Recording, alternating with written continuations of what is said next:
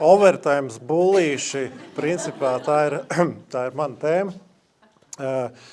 Es tad, paldies, Skaists man pieteicis, es arī tad atļaušos neievērot etiķeti, ja, pēc etiķetes tomēr būtu svarīgi nedaudz iepazīstināt ar sevīm, bet es domāju, es tāda salīdzinoši publiska persona esmu, un jūs esat, spējuši līdzi sekot, ko es daru pēdējos savus dzīves 3-5 gadus. Tā kā es vienkārši arī veidojot šo prezentāciju neiedziļinājos par kādiem faktiem par sevi, bet vienkārši tā kā uzaicinājumā uz šo semināru es tiku minēts, ja tieši tā arī tētis, treneris, klubu vadītājs, es tā arī pārkopēju. Un es domāju, ka tiešām šie teiksim, tādi faktori, ja, te paslēgsim uz priekšu šādi, ja, noteikti šis faktoru tā kā kopums ļauj man tiesības izteikties un būt kaut kādai ekspertīzē par tik svarīgu tēmu, ko mēs šodien apskatām pa vecāku lomu jauno hokeistu attīstībā. 20 minūtes, cik es saprotu, mans segments ir, jā, tā, 20 minūtes, ja 20 gadi katram tam vecuma posmam pa minūtītē kaut kā tā.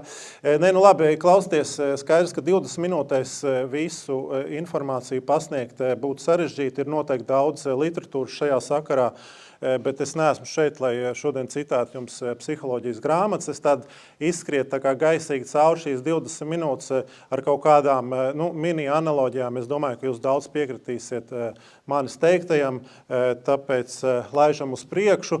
Jebkurā gadījumā, jebkura māja būvējās no pamatiem, ja? Kā bildē, teiksim, ja, hoķis arī savus pamatus iegūta tādā skaistā vietā un teiksim, attīstījās. Ja. Un skaidrs, ka, lai attīstītos hokejiem, vajag tos dalībniekus, un dalībniekiem jābūt ir, tā kā gataviem, ja, jo hoķi ir arī ļoti daudz izaicinājumu dažādi. Un attiecīgi mūsu tā vecāku loma ir, kā es redzu, šie stūrakmeņi, uz ko būvē tā audzēkņa visus pamatus, iesākuma arī, ja, jo pirms tam tiešām arī, kur mēs runājām, ka es domāju, es arī esmu kapteinis bijis dažādās komandās, un vienmēr tas labākais ir nevis tur citēt, runāt un skaidrot un absolūti, ja kaut ko katru dienu no dienas betonēt, bet tomēr tu lead by example, tad ar piemēru, ja, tas ir svarīgākais. Un arī mūsu gadījumā, ja, kad ir bērni, vislabāk jau droši vien ir ar piemēru radīt to mīlestību pret sporta veidu. Ja mēs runājam par hokeja skolām, tad visticamāk mēs hokeja skolās uzsākam savus gaitas 5 gadu vecumā, 6 gadu vecumā, ja ir fanātiskāk, varbūt arī 4 gadu vecumā. Tas arī tagad akceptējās, bet jebkurā gadījumā nebūs tā, ja mēs paši sēdēsim divānā, kasīsim vēderu, pēkšņi 5 gadu vecumā aizvadīsim uz hali un cerēsim, ka tas bērns būs iemīlējis to hokeju. Vai kādu citu sporta veidu. Jā, attiecīgi, tā mīlestība pret sportu, kaut kādas sportiskas rotaļas, tas viss ir pie lietas, un ar to piemēru mēs noteikti iesējam tādu sportisku sēklu jaunā audzēkļa sportiskajā ceļojumā. Analīze izvēle attiecīgi skaidrs, ka ne jau ir bērni fano pa kaut kādām komandām, bet visticamāk tā būs jūsu izvēle, kur vest viņu. Tā kā tas ir arī svarīgi. Ļoti daudz informācijas šobrīd pieejams. Ja. Federācija arī no savas puses monitorē tomēr. Ja. Man liekas, tā vide, ko es esmu redzējis, diezgan rēti, kad var uzdurties tādiem pilnīgiem diletantiem. Ja. Tomēr ir jābūt arī ar certifikātiem, jābūt izglītībai. Līdz ar to visticamāk uzsākot to sportisko ceļu, ja agrāk halas bija tikai Rīgā, ka tur vajadzēja, ja gribēja tur no Valmieras, vajadzēja maukt uz Rīgu, tad šobrīd ir tomēr izvēloties to tuvāko hali, ja, būs viena sporta skola vai otra, ja, varbūt tur kaimiņš iet, tad ievācot to informāciju, jūs veicat, arī tādu padziļinātu izpēti un noteikti uzticieties tam savam lēmumam, kur jūs aizvedat savu bērnu. Un attiecīgi tas nav tā, ka aiztais mašīnas durvis un viss, tā iesaiste tālāk arī ir svarīga. Ja? Vai kaut vai pašā sākumā aiziet slīdes, ja mēs visi esam pavadījuši tās stundas un, protams, monitorēt to bērna garastāvokli. Ja? Es Pirms daži tu pieminēji tiešām Kurbats hokeja skola, ja, kā jau jūs visās hokeja skolās zinat, tie treniņi sākās vēlāk, ja, bet, teiksim, tas mans darbs varbūt arī pa dienas vidu, arī kaut kur vairāk ar dokumentiem, un paralēli tur skolā hokeja hallē ir publiskās slidotavas, ja, un es tā ar aci uzmetu, teiksim, viens čeks, viņam tagad 18, 19 gadi kaut kur ir ļoti labi slido, ļoti labi met, ja, un viņš katru dienu dodās uz tām publiskajām slidotavām, un es tā kā nesaprotu, kāda viņi izcēla, tā kā kādā sakarā, un viņam mamma arī brauc pakaļ, un es kaut kā sāku vārds pa vārdam runāt, es saku, klausies, kur tu spēlē, izrādās, viņš kur nespēlē, tad viņš ir pabeidzis hokeju 12, 13 gados, viņam arī ir profils, tur ir federācijas lapā, tad es skatos, viņam ir bijuši arī labi panākumi, tiešām ir audzis tajā hokejā, es saku, bet kas pa iemeslu ir, kāpēc vairs nav hokejā, tad viņam bija ļoti slikta pieredze ar to klubu, bija kaut kāds neadekvāts spiediens, un vecāki vienkārši viņu izrāva ārā. Es saku, bet klausies, es redzu, ka viņam patīk hokejs, kādēļ jūs nepamēģinājat kaut ko citu. Tā kā jūs veicat to pirmo izvēli, bet tāpat ir visu laiku jāstāst līdz, kā tas bērns jūtās, jo šī gadījumā es tad pilnīgi tajā dienā nedaudz izsis no līdzsvaru bija, jo es redzu, ka tam džekam ir iekšā, tad tik liels laika posms jau ir izlaists, tur droši vien jau kādā brīdī sākās kaut kādas taktiskie risinājumi, kas tur viņš noteikti būs kaut kādi segmenti, kur viņš ir atpalicis. Bet tad svarīgi ir jūsu arī iesaisti un atbalsts. Ja? Tie atbalsta mehānismi ir dažādi. Protams, emocionālais atbalsts, kā jau mēs minējām, iepriekš arī daudz tātad sportā šīs emocionālās šūpoles, uzvaras, prieki, zaudējumi, kaut kāds grūtība, pārvarēšana, tas viss ir klātesoši, un jūs tāds emocionālais atbalsts, lai viņam šī vide ir droša, ir ļoti būtiski. Arī praktisks atbalsts, ja. Es arī esmu, kā jau Roberts minēja, hokejs tēvs, es esmu pavadījis ļoti daudz stundas sastrēgumos, vedot uz hāli, ja, tātad praktisks aizvest, saģēbt, tas viss, tā ir jūsu loma, ko noteikti bērns dzīves savā ceļā ejot, viņš noteikti to novērtēs. Atbalsts, ja, hokejs nav lēts sporta veids, finansiāls atbalsts viennozīmīgi, ja.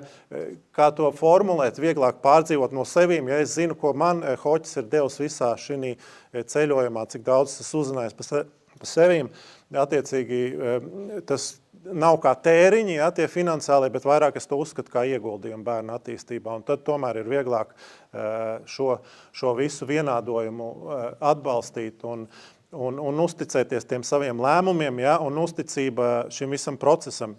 Process ir laikietilpīgs, ja, runāju 20 gadu, 15 gadu, kurā gadījumā, līdz tu sasniedz to savu maksimālo potenciālu, uzticēties procesam, jo būs, ja, kā mēs paši zinām, ja nerunājam tikai pa hoķi, vienmēr bērniem ir tas pārējais posms, ja, jāpaciešās mēneši pārējais, tad būs daudz tie pārējais posmi, kur ir kaut kāds uzrāviens, kur savukārt sanāk nedaudz atpalikt. Un tas mērķis šo vienādojumu,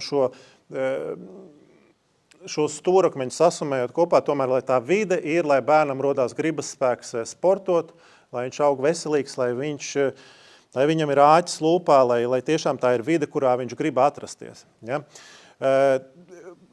Par cik apsolīju necitēt kaut kādas psiholoģijas grāmatas, runāšu vairāk tādā hokeja terminoloģijā. Hokeja terminoloģijā ir tāda, mums ir spēlētājiem labie ieradumi, sliktie ieradumi.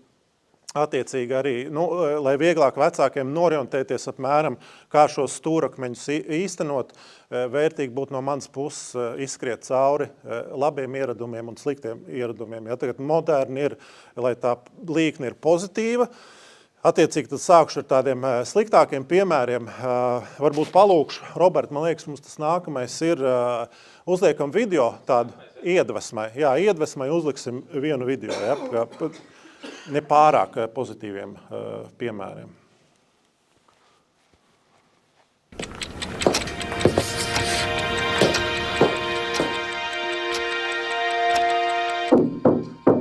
Come on! You know the answer. You studied for this. Come on. Come on, Timmy. You got this, son. Pencil to paper. Focus. Come on, Timmy. Focus. Focus. Take the puck. There you go. Skate. Skate. Pass it. You call that a pass? Man liekas, diezgan trāpīgi. Ja, kā jūs redzat, tas ir USA Hockey, pirms pāris gadiem viņi veica šo, tad tur jau arī tā problēma zona, viņi ir principā globāli, tas nav kaut kāds tur Latvijas, Lietuvas vai Igaunijas tur fenomens, bet tas ir visā pasaulē. Varētu būt tādi trauksmes signāli. Tur beigās bija gan tas citāts, man gan nepatīk. Man liekas, trāpīgi ir parādījis, man citāts nepatīk beigās. Tas relax is just a game. Tas varbūt amerikāņiem just a game. Mums tomēr Latvijā Robert Hoķis ir it's the game. Ja? Tad Hoķis ir sporta veids, kuru mēs mīlam, bet tā kā mazliet ievelkam gaisu. Ja? Tāda kaut kāda devīze varbūt. Jebkurā gadījumā salīdzinoši pārsteidzoši ir. Es iedomājos, tiešām mēs taču skolā tā nedaram. Mēs tur neklapējam. Tur varbūt mēs Pitagora teorēmu esam aizmirsuši, tāpēc mēs nedaudzam skolā pie stikliem un nesakam, vajag šitā te izdarīt. Ja? Tātad šis ir tāda, kā es uzskatu, tas sliktais ieradums, ka mēs neusticamies tam procesam, jo it kā skolā mēs uzskatām, jā, skolotāji ir pedagogi, viņi zina, ko dara, protams, ir vecāks sapulces, ir kaut kādas diskusijas, bet tādā pilnībā, jā, viņi ir šajā vidē, ar viņiem strādā, viņi mācās, mēs pēc tam, skatāmies, kā viņi attīstās, ja.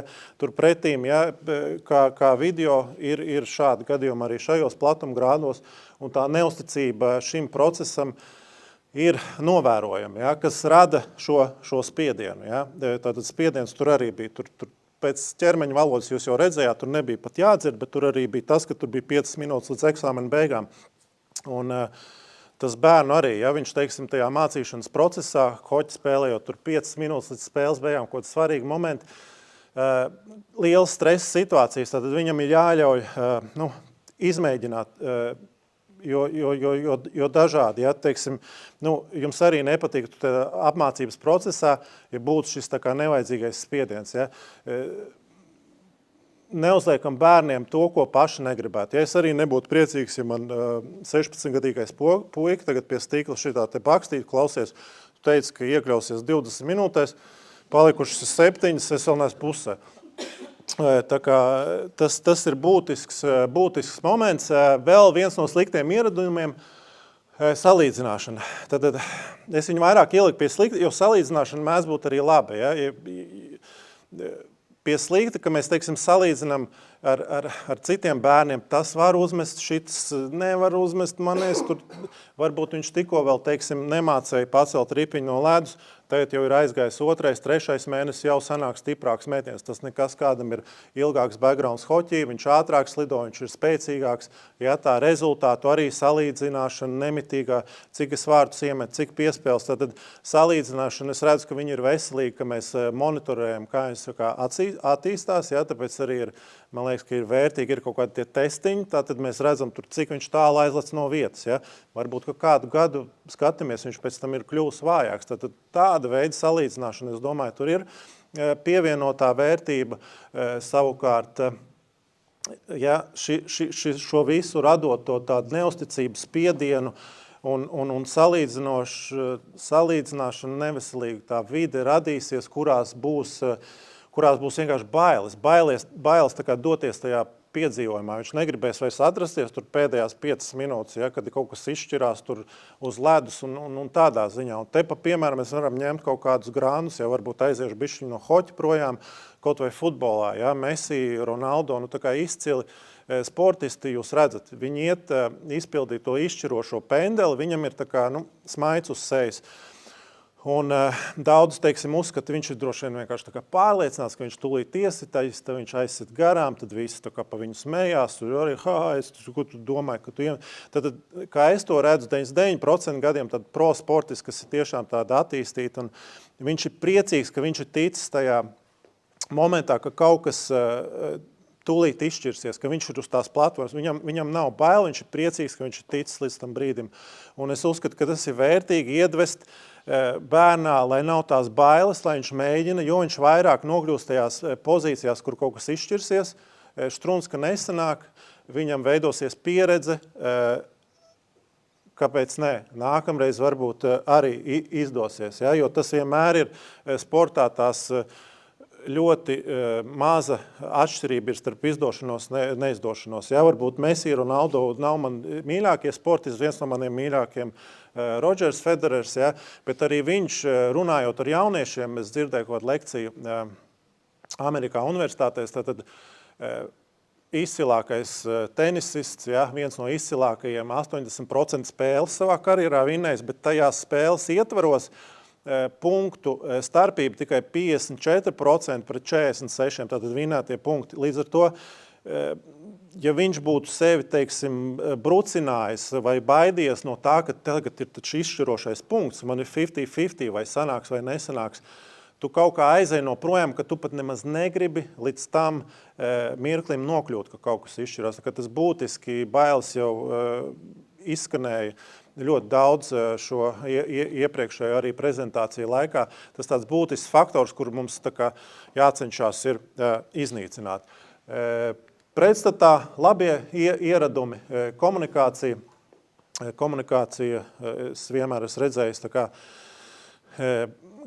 tāda savstarpējas sapratnes veidošana. Ar bērniem es sevišķi kaut kur var, es esmu redzējis tā kā gadījums pamanipulē, ja, bet man liekas, ja jūs gribat dabūt to bērnu uzticību, jūsu loma ir komunicēt, dot padomu tādu savstarpējai sapratnē, ja, ar kaut kādu pievienoto vērtību. Teiksim, nu ir kaut kāds tur klasiskais, tur neēd saldums, tev zobi izkritīs, tad viņš tā kā skat, man tur zobi nav izkrituši, ja, tur pēc tam, un viņš kaut kā visu tā sistēmu brūk, ar tādiem vienkāršiem paņēmieniem, bet labāk pamācam viņam pa veselīgu uzturu un tādā ziņā, tādā savstarpējā komunikācijā tur arī lielas lietas notiek un viņi jau arī bērni skatās tātad mūsu dzīves pieredzi un tātad tas padoms viennozīmīgi ir vērtīgs. Ja.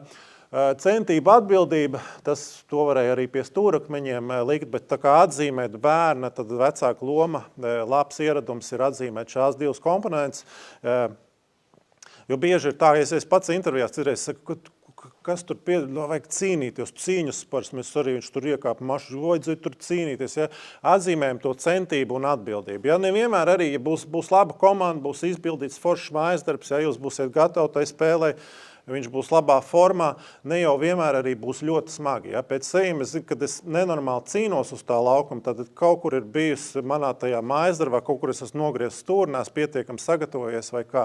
Līdz ar to nevienmēr arī jābūt kaut kādai tai smagai cīņai, bet galvenais, ka to darbiņu dara, lai viņš dara centīgi un ir atbildīgs pret treniņu procesu, un tas vienmēr ir, kā lai saka, vērtīgi. Un lai viņš arī domā līdzi, ja? Analīze atkal ne tā, kaut kāda tāda slimīga, bet pēc spēles iekāpēt mašīnā, tad mašīna arī ir tāda teritorija, kur teiksim, tādas baisas lietas, ja, bērna psihē varbūt, ka sāk pēc spēles, ja, kāpēc tu necīnījies un viss tam, kas izgāja cauri tādiem sliktiem ieradumiem, veidot to spiedienu. Lai viņš analizē spēli, paprasiet, kā viņš jutās. Teiksim, tas ir arī rīks jūsu iespējās, ja, vai viņam bija enerģija. Ja. Viņš teiks, nē, šodien kaut kā švaki jutos, nebija spēks, knapi varēja līdz maiņai aizbraukt. Nu, tas varbūt tāpēc, ka tu pa vēlu vakar gulēt aizgāji. Tad tie ir arī jūsu rīki, kā veidot to bērnu izpratni, kā gatavoties spēlē. Ja, lai viņš sāk domāt līdz, kas viņam izdevās spēlē, kā viņš jutās divcīņās, vai viņam sanāca piespēles, vai bija labi metieni, tad viņam arī veidosies jau tā puzle kopā, analīze pareizi veidot, nekāda vaina nav, viss tur ir kārtībā. Un novērtējiet bērna, šo bērnu centienus. Ja. Man bija, es ar vecākiem runāju, nemaldos Ventspilī, man viens tēls prasīja, kaut ko runājam pa atzinību, vai tā kā bērniem jau prēmijas jāmaksā ir pa goliem, ka viņš ir tā kā implementējis savā ģimenē, tur goli, tur un tad tas jau ir profesionālais sporta veids. Es iesaku atturēties no tā, bet tāda novērtējumam atzinībam viennozīmīgi vajadzētu būt. Vai tas ir, ja jūs redzat, viņam tas hokejs patīk, viņš ir centīgs, foršas lietas, ir progress, ja, piedāvājat, es nezinu, aiziet viņam pēc tam uz tur kaut to Latvijas izlases spēli, ja, vai aizbrauciet pēc spēles uz kafejnīcu. Tad tāda veida atzinība, kur jūs kopā varat kaut kādu pavadīt laiku, bērns to noteikti novērtēs un viņam būs tas gribas spēks atrasties tajā vidē, pa ko es visu laiku runāju, lai viņam ir tas, lai viņš ir, kā moderni teikt, tā kā proaktīvs, ja? Jo kaut kādā ziņā es visu mūžu esmu mīlējis hoķi, man nav bijis jāpiespiežās, man principā nav arī bijuši nekādi tur krīzes brīži. Tā pašā laikā tādu gribas spēku es ieguvu tādā savā ziņā kritiskā brīdī. 30 gadu vecumā es pārāvu krustenis un tā kā profesionāli sportā 30 gadu smaga trauma.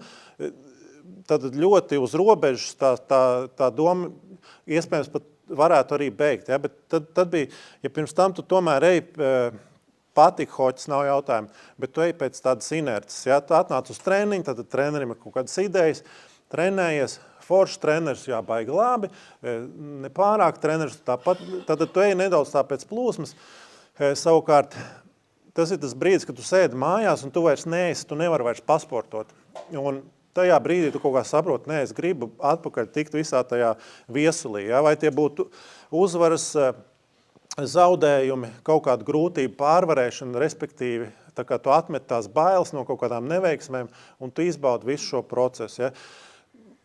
Manā gadījumā iegūt to 30 gadu vecumā, ja? Mans mērķis saviem bērniem, un es ieteiktu noteikti arī pārējiem vecākiem tā loma būtu, jo ātrāk bērns nonāks pie tā, jo tas būs vērtīgāk. Ja? Nu, gluži kā bildēs, viņš gribēs siet tās slidas. Šo visu ieviešot, izmantojot, noteikti ir lieli ieguvumi, ja? Veselība, attiecīgi veselīgs dzīves stils, ne tikai viņam, bet tas viss nododās tālāk arī mazbērniem. Ja? Cieņa un godīgums, cieņa pret hokeja treneriem, cieņa pret komandas biedriem, cieņa pret pretinieku, godīgums, saprotiet, tā kā pareizi, jā, tas tā kā fair play, bet tāds godīgums pret hoķi, godīgums pret procesiem, jā, un citreiz labāk caur sportu paskatīties, kā ir, kad varbūt tu kādreiz kaut ko neizpildi līdz galam, vai komandā ir nepārāk ķīmija. Ja? Tā ir tā dzīves skola, kas noteikti noderēs un caur sportu apgūt visas šīs lietas, ja? Nevis varbūt, teiksim, uzreiz uzdurties uz kaut kādām trakākām lietām ikdienā. Tātad godīgums pret visiem procesiem, pret to darbiņu, ko jūs darat, tas noteikti arī ir vērtīgs par raksturu un pašcieņu. Ja es atkārtošos uzvaras zaudējumu, tas tomēr tev rūda.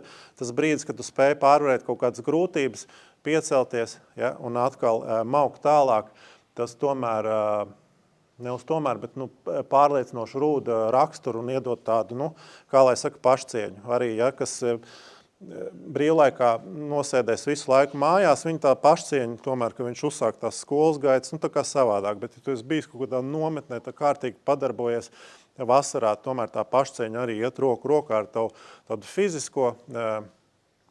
fizisko briedumu un tā tālāk. Personīgā izaugsme, ja, noteikti ejot šo ceļu, tas stereotips par dumu sportistu, viņš var tikt lausts. Ja? Jūs paskatāties kaut vai jaunu sportistu, tagad ir ļoti konkurētspējīgā ātrā vecumā, tur tenisā vai kur, un kaut vai intervijās, ja, varbūt viņi vēl ir maz pieredzējuši tur runāties vai atbildēt vai kā, bet jebkurā gadījumā viņi jau pārzina vairākas valodas, tā kā noteikti tas arī ir no tādas personīgās izaugsmes, tur ir vērts ieguldīties, ja, tajā bērnā un viņa mīlestībā pret sportu, tas būs tā kā izcils ilgtermiņa ieguldījums tādā personīgajā izaugsmē. Darbs komandā viennozīmīgi, ja, atkal. Tas gan ir citāts, ja, no man mīļa trenera, no Teda Nolana, grib aiziet ātri, kaut kur ej viens, grib aiziet tālu, ej kopā. Ja? Tur noteikti var tās hipotēzes būvēt un veidot uz šādu vienkāršu teicienu. Tas viss ir pie lietas. Komandas darbs, jā, bet tas viss ir mainīgs. Kādam ir smagāk, tas ķēdes posms plīsīs vājākajā posmā, kādam citu dienu ir jābūt tā kā stiprākam, jāpavelk, tas visu komandu te uzlec uz pleciem, tad tu mācies arī būt pa līderi. Šīs visas nosauktās lietas ir ļoti būtiskas, un tas būs iegūms. Es tās ieliku tās 10 000 stundas.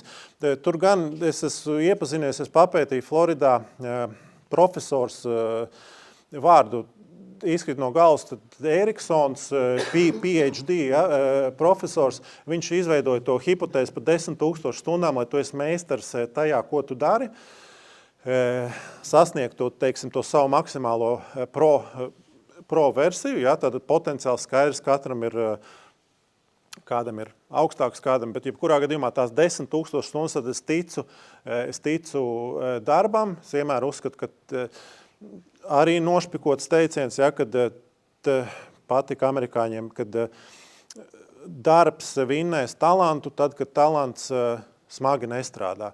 Ja, tur var piekrist. 10,000 stundas tā pareiķinot, kāpēc tā sporta vide un vecāka loma, kad nenogurstiet viņu vadāt, tas ir saskaitot faktiski arī sanāk tur 15 gadi, 20 gadi, 4 treniņu nedēļā, 4 sausie, plus mīnus, ja, tur nepārprotiet tie, kur tagad, ja pacēlāt roku, tur 9, tā man vēl ir 2 gadi, līdz 13 gadiem jānoķer tās 10,000 stundas, nē. Tad ejot vienkārši pakāpenis to ceļu, jūs dabūsiet tās 10,000 stundas, un tur ir labas lietas šajā pētījumā. Es laikam vēlos vēl pateikt par šo, uz šī pētījuma pamata, tad veidojās vēl papildus šīs hipotēzes, ja, kur cilvēki domāja, bet paklausies, tad es mācēšu hoķi spēlēt un citu neko nē. Tur ļoti daudz stundas pārnesās, ja arī tas dzīves ceļš būs kaut kur citur. Tad darba ētika, pašdisciplīna, tev vairs, respektīvi tā ideja, ka tev vairs nebūs jāmācās strādāt, tev būs vienkārši jāiemācās tā kā ko strādāt. Tev visi jau tie atribūti būs vienkārši tas profesionālais know-how. Vai tas būs hokejs, ja, vai kaut kas cits, noteikti tās ir vērtīgas dzīves pieredzes informācijas, kuras jūs iegūsiet, pārnesīsiet tur 90% no tām stundām uz jebkuru sfēru. Kā teica, ja, es arī nopaļošos, paldies, ka jūs man neizklausījāt, te tādu beigās ielikt citātu, mazu vārdu spēlīt, ja, bišķiņi noņemiet spiedienu arī no seviem, ja, ka mūsu uzdevums nav izaudzināt čempionus, mēs audzinām cilvēkus, kuriem ir viss nepieciešamais, lai par čempioniem kļūtu. Jā, attiecīgi, tas ir arī mans uzdevums, kāpēc es esmu bērnu hoķī, es vadu hokeja skolu, un